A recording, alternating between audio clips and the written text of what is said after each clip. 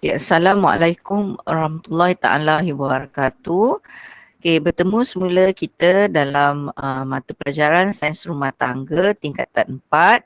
Baik, hari ini kita akan belajar tajuk 4.6 iaitu tajuk yang terakhir dalam modul 4 iaitu perancangan menu.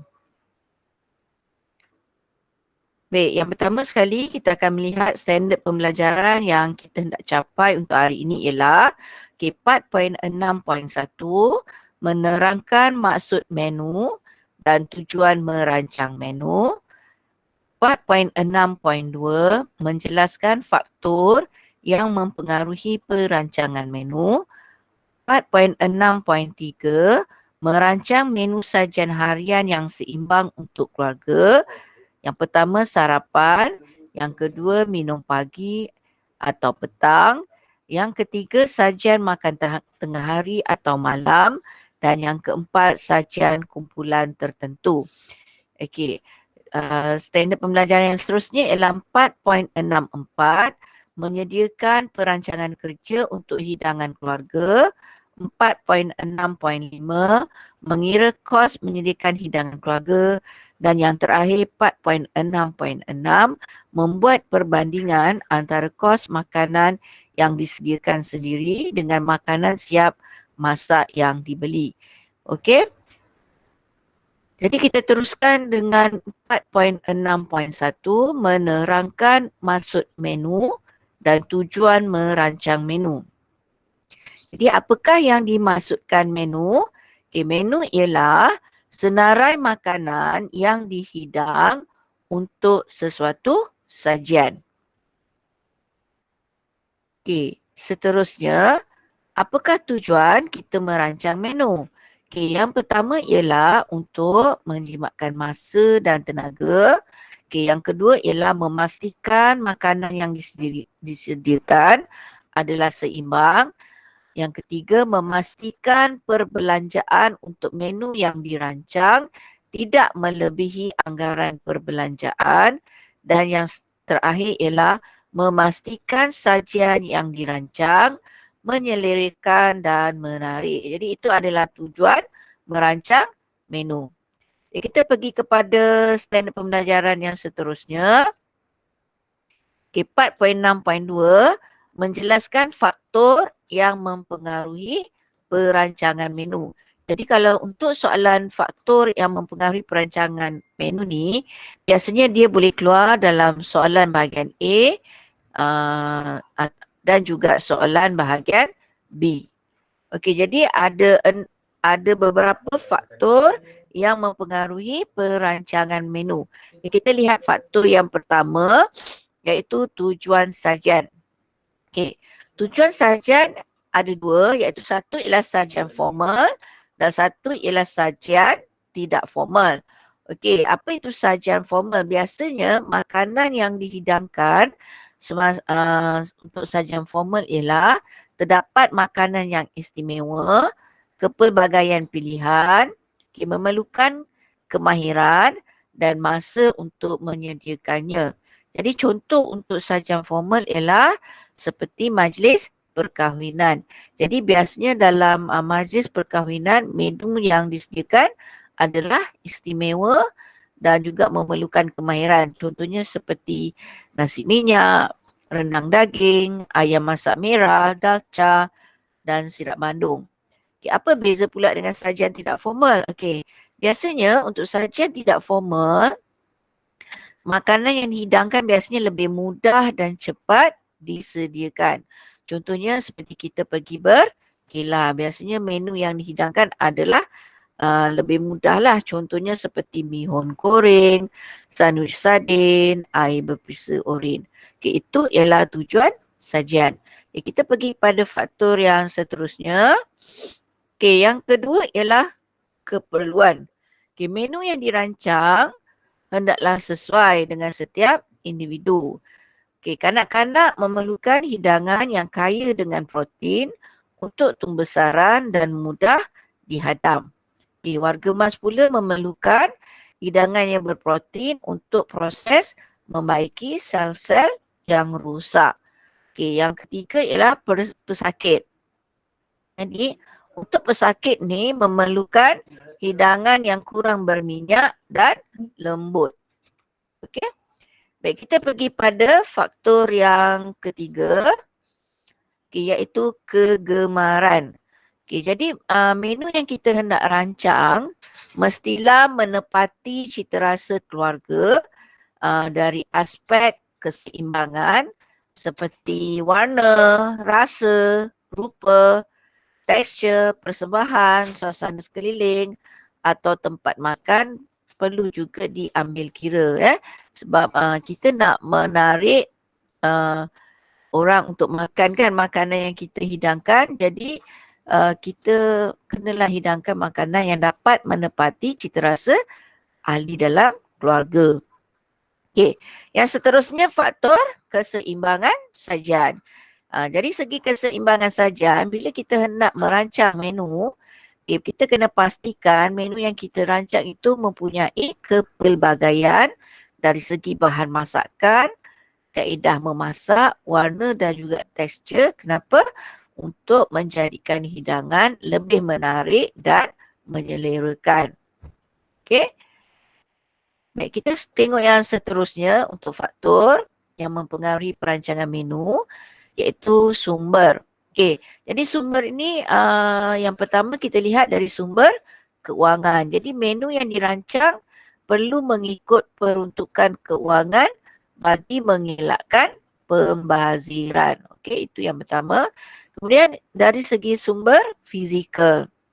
Okey, kita hendaklah mengambil kira kemudahan peralatan seperti ketuhar, periuk nasi, pengadun dan sebagainya. Ini alatanlah yang kita gunakan semasa kita merancang menu.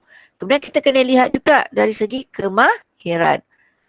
Perlu mengambil kira kemahiran memasak. Jadi sebab kemahiran ni mempengaruhi juga dari segi cepat lambatnya kita memasak sesuatu hidangan.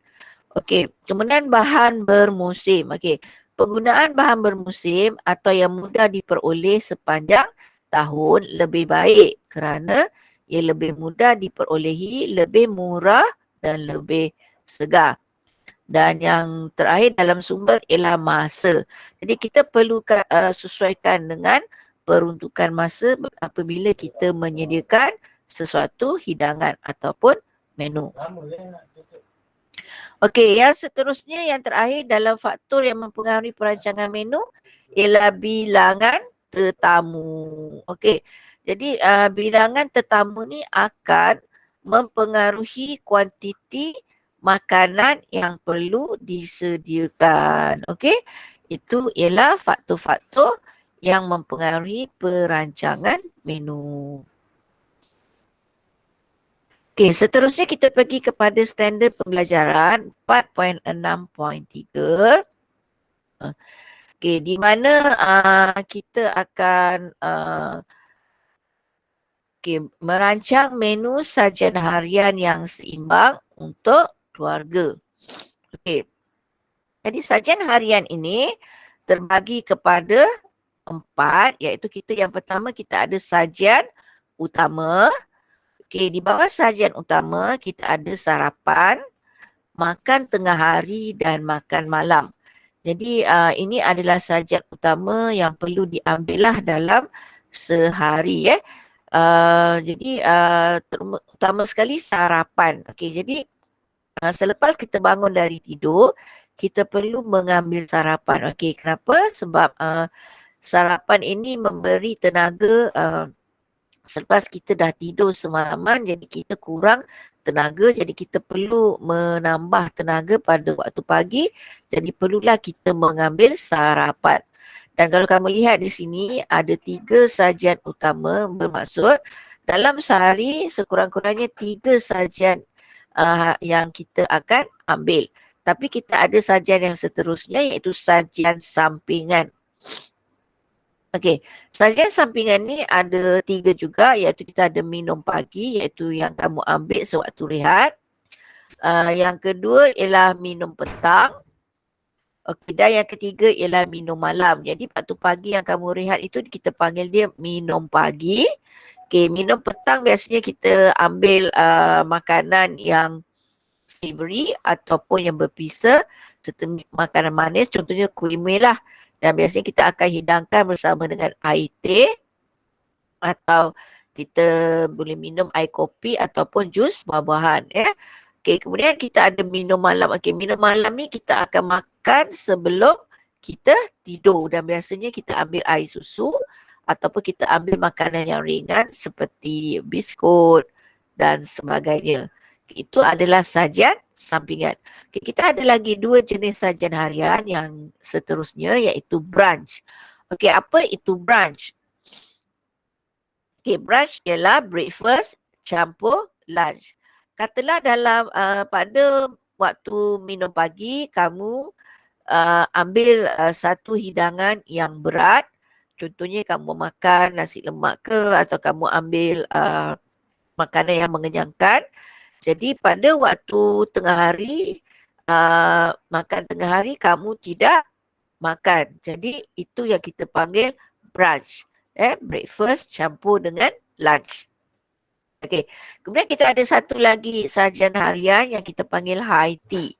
High tea ini biasanya kita hidang secara buffet di hotel. Okey, dan secara buffet di hotel dan biasanya makanan yang hidangan yang disediakan dalam porsi yang kecil-kecil lah, yang sedikit, tidak banyak, sebab dia ada kepelbagaian sajian yang dihidangkan. Okey? Okey, itu ialah jenis sajian harian. Okey.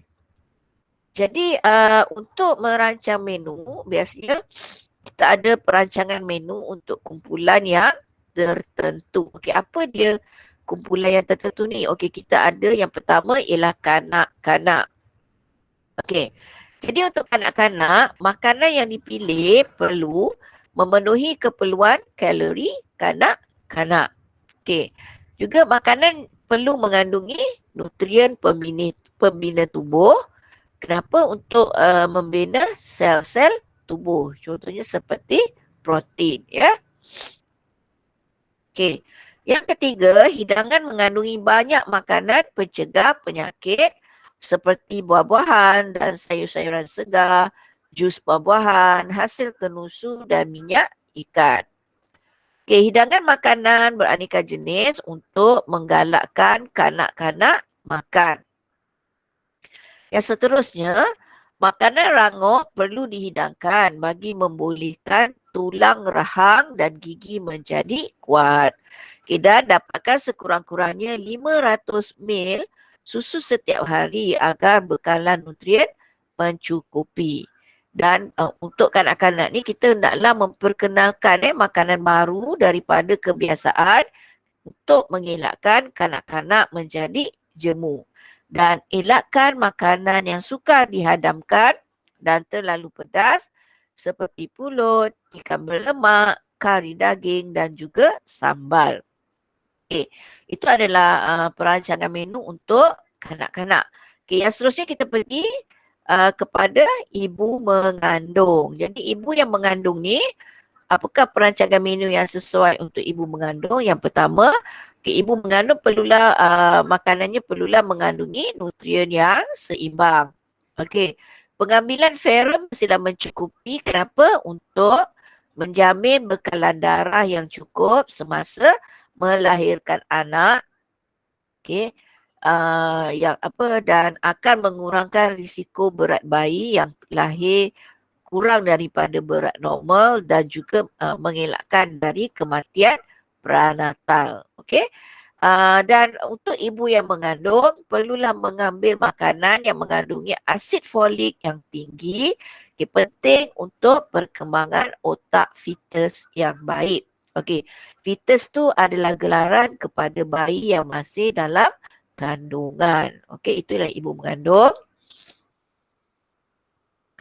Seterusnya ialah pesakit. Jadi seorang pesakit yang pertama perlu mendapatkan nasihat doktor ya. Sediakan makanan yang mudah dihadam.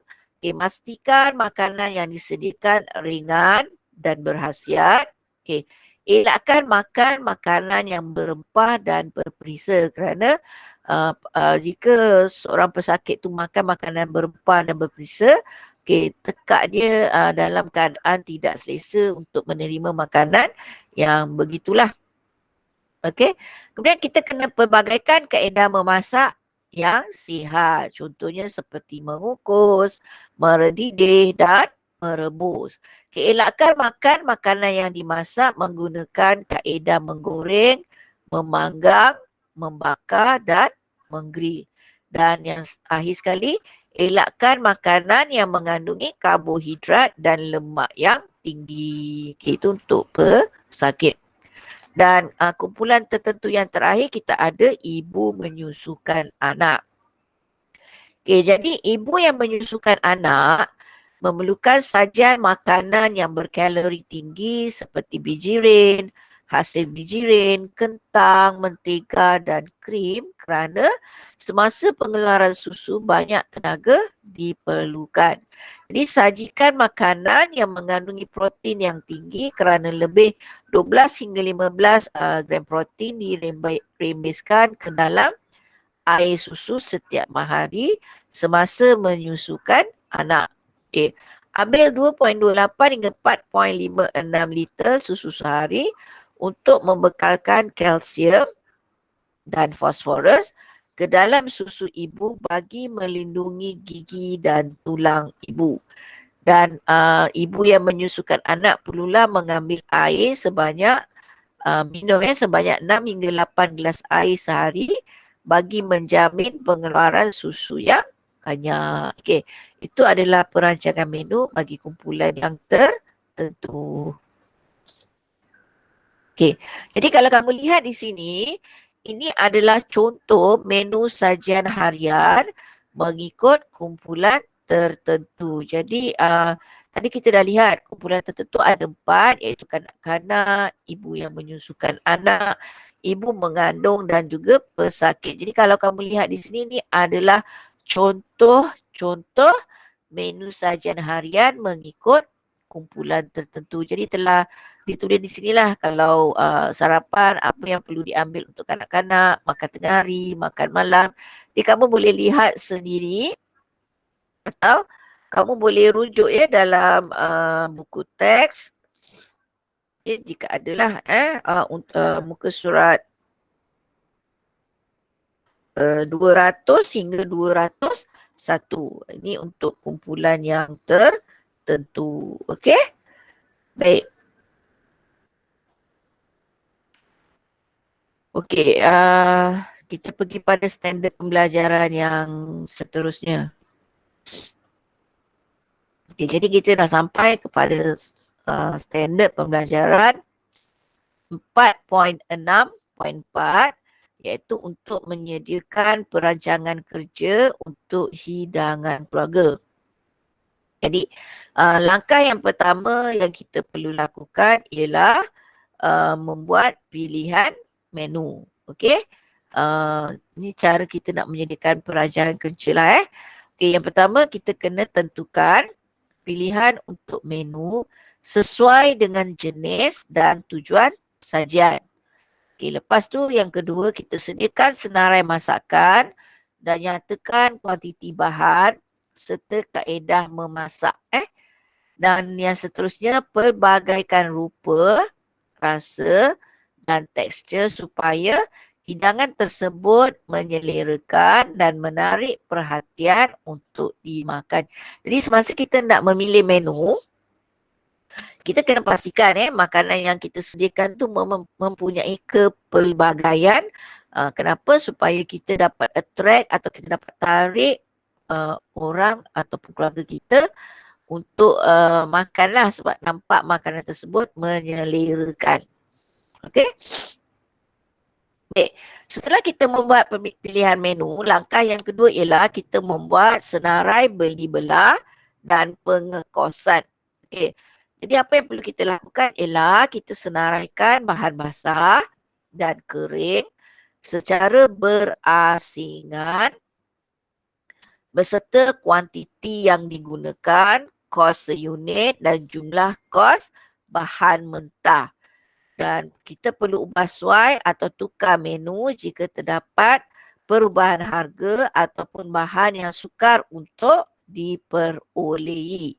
Okay, kemudian lepas tu kita akan hitungkan jumlah bagi kos bahan mentah, kos upah dan kos sampingan untuk mengetahui jumlah perbelanjaan penyediaan makanan. Dan kita hendaklah memastikan sajian itu mengikut anggaran yang dibuat. Okey, ni nanti kamu akan membuat perancangan kerja ni sewaktu kamu di tingkatan 5 di mana kamu dikendaki membuat kerja khusus amali masakan. Jadi untuk tingkatan 4 ni kita hanya belajar dahulu secara teori Okey, jadi langkah yang seterusnya kita akan membuat senarai alatan. Jadi kamu akan diberikan borang untuk kamu isi. Jadi dalam borang tersebut ada juga kamu kena isikan senarai alatan. Jadi buat senarai alatan yang diperlukan dalam penyediaan menu yang dipilih bagi memastikannya berjalan lancar dan mengikut masa yang ditetapkan. Okey, biasa kita akan buat senarai alatan yang utamalah kalau kita nak senaraikan semua alatan memanglah banyak. Okey. Okay, yang keempat, pilihan aktiviti. Okay, maksud di sini kita hendaklah memilih susunan aktiviti itu berdasarkan keutamaan. Okey, contohnya seperti kalau kita hendak memasak sesuatu hidangan tu dalam tempoh lama, masa yang lama untuk penyediaannya. Contohnya macam kamu nak menggunakan kaedah membakar, mengukus, memanggang dan meredidih. Jadi kita kena masak dahulu makanan yang memerlukan kaedah seumpama ini ataupun kamu dikendaki menyediakan makanan yang perlu dihidangkan sejuk. Contohnya seperti agar-agar, puding dan kuih tempatan dan juga yang perlu didingin bekukan. Jadi kita akan buat keutamaan dahulu terhadap masakan yang cikgu dah beritahu tadi. Okey. Dan yang akhir sekali kamu akan buat susunan kerja. Okey. Jadi susunan kerja ni perlu mengambil kira masa nak memulakan kerja, tempoh untuk setiap susunan kerja dan catatan untuk aktiviti yang perlu dibuat secara sambilan semasa penyediaan makanan. Jadi susunan kerja ni dia merangkumi kerja pembersihan dan mengemas alatan serta tempat kerja. Okey, rancangkan masa kerja, susunan kerja dan catatan peringatan penting disusun dengan teliti supaya dapat dilaksanakan dengan bersistem. Maksud di sini bila kamu hendak buat amali masakan nanti, kamu akan rujuk pada susunan kerja ni sebab di dalam susunan kerja tu kamu dah buat dah. Okay, berapa tempoh untuk kamu sediakan sesuatu hidangan tersebut daripada mula kamu hendak masak sehinggalah akhir di mana kamu kena kemas dan bersihkan semua alatan serta tempat kerja yang kamu laksanakan amali tersebut lah. Okay, itu adalah perancangan kerja untuk hidangan. Okay, jadi seterusnya kita pergi kepada tajuk standard pembelajaran 4.6.5 iaitu mengira kos menyediakan hidangan keluarga. Jadi nanti selepas kita dah buat kita dah buat susunan kerja semua tu, langkah yang terakhir dalam amali masakan, awak kena kira kos. Okey, jadi apa dia kos-kos yang terlibat? Okey, pertama kita ada kos bahan. Okey, formula dia ialah kos bahan basah kita akan campur dengan kos bahan kering. Okey, kejap lagi cikgu akan tunjukkan contoh apa itu kos bahan basah dan kos bahan kering. Kemudian kita ada kos upah. Okey, jadi kos upah kita akan kira kadar upah per jam, sejam, kita kalikan dengan bilangan jam. untuk kita laksanakan amali tersebut dan kita akan kalikan dengan bilangan pekerja. Biasanya kita buat seorang diri, jadi kita akan kalikan dengan seorang. Okay. Kemudian yang seterusnya kita ada kos sampingan. Okay, apa itu kos sampingan? Iaitu kos-kos lain yang dikenakan semasa kita menyiapkan makanan. Contohnya air, elektrik dan juga gas. Dan air sekali kita akan kira kos sajian, kos pengeluaran projek. Satu projek lah hidangan, iaitu kos bahan mentah kita akan campurkan dengan kos sampingan dan kita akan campurkan dengan kos upah. Okay. Jadi cikgu akan tunjuk di sini adalah contoh pengiraan. Okay. Jadi tadi cikgu ada beritahu apakah kita kena asingkan dalam kos bahan mentah. Okay. Yang pertama ialah kos bahan mentah di mana kita akan asingkan bahan yang kering dan juga bahan basah. Kita tengok bahan basah dulu. Okay. Jadi bahan basah ni kalau lihat ia adalah makanan segar. Contohnya macam dada ayam, sayur kangkung, halia, cili merah, daun sadri, daun bawang. Jadi ini semua adalah kita kategorikan sebagai bahan basah. Okay, untuk bahan kering pula kita ada beras, bawang putih, bawang merah, bawang goreng, telur asin, serbuk kopi, gula, susu, garam, ikan bilis, minyak bijan, minyak sayuran. Ini adalah contoh-contoh bahan kering. Jadi dalam kos bahan kita akan tuliskan berapa kuantiti yang digunakan. Okey, biasanya kita akan guna mengikut berat ataupun kalau cecair mililiter lah. Dan kadang-kadang kita tulis dalam bentuk biji. Okey, bergantung kepada sesuatu bahan. Okey, kemudian kita kena tulis berapakah kos seunit setiap bahan tersebut. Dan kita akan cari jumlah kos. Kalau awak lihat di sini, kamu boleh lihatlah contoh. Okey, seperti kalau ada dalam buku teks kamu, muka surat 204 sehinggalah 205. Okey, jadi lepas kita dah dapatkan kos bahan kering, dapatkan kos bahan basah, kita akan campurkan. Jadi kita akan dapat satu jumlah. Contohnya kalau dalam slide cikgu ni kita dapat RM12.11. Okey, itu ialah kos bahan mentah.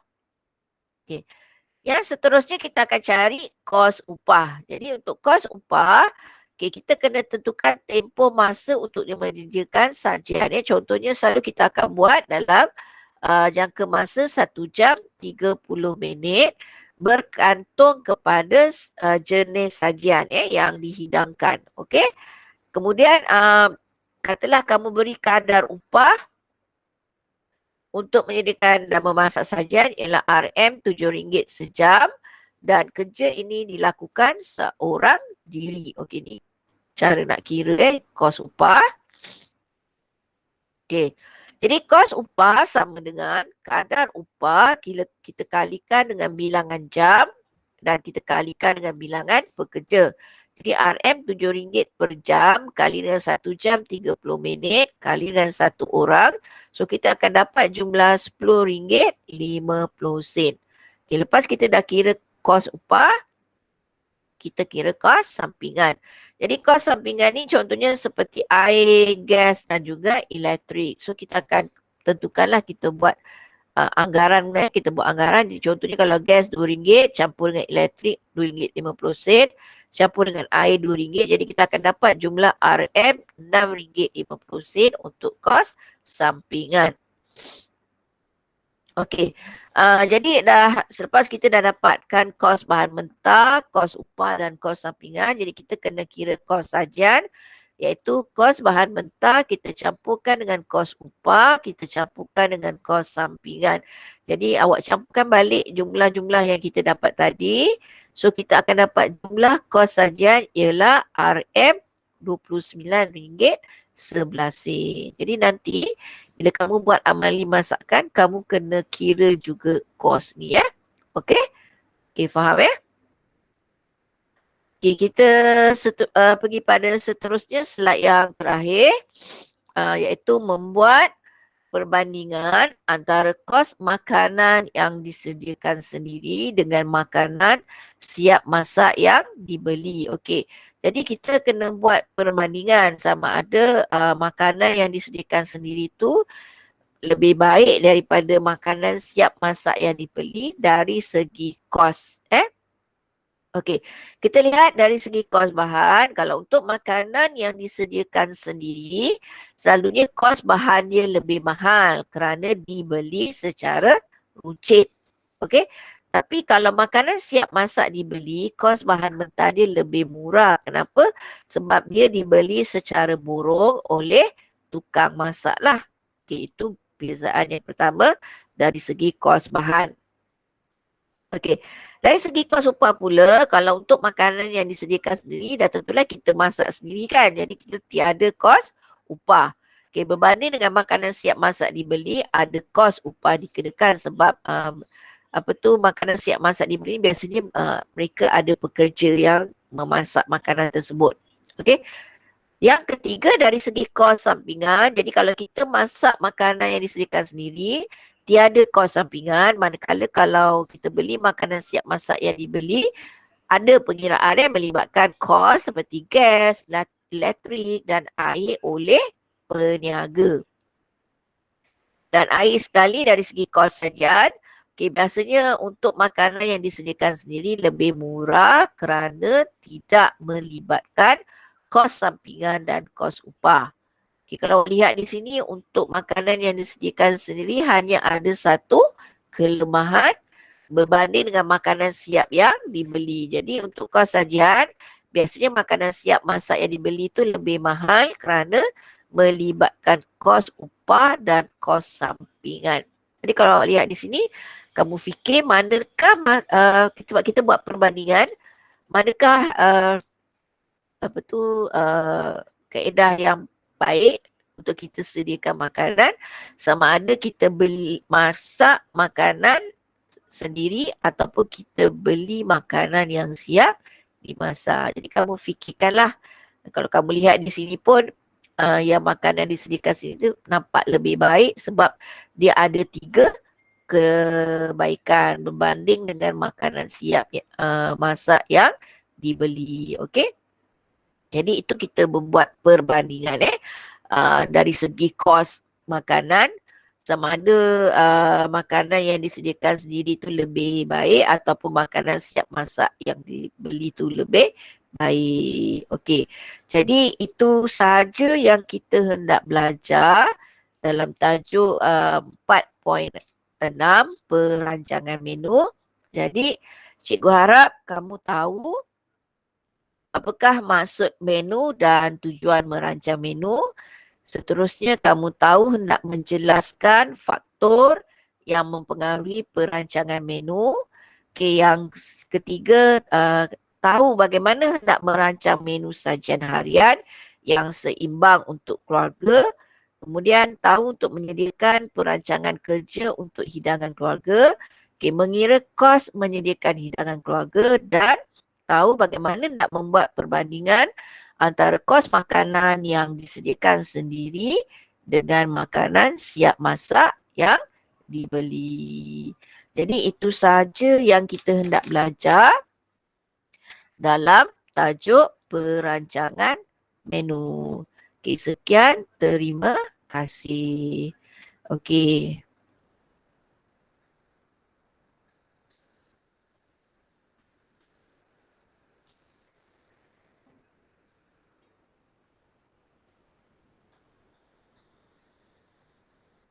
Okey, jadi saya harap kamu telah pun faham apa yang kamu belajar pada hari ini. Jadi untuk tugasan PDPR kamu, okey, cikgu akan memberikan latihan pengukuhan di dalam grup WhatsApp. Jadi kamu perlu jawablah soalan dan kamu boleh salin ataupun kamu boleh print jika ada printer, dan saya nak kamu siapkan untuk kita bincangkan jawapan pada hari Isnin minggu hadapan. Okey, itu sahaja daripada cikgu. Cikgu harap jangan jemu-jemu untuk belajar belajar sains rumah tangga sebab ia boleh membantu kamulah untuk amalan kita seharian dan juga boleh membantu kamu untuk menjawab uh, soalan dalam peperiksaan SPM nanti. Okey, itu saja dari saya. Sekian, terima kasih. Bye.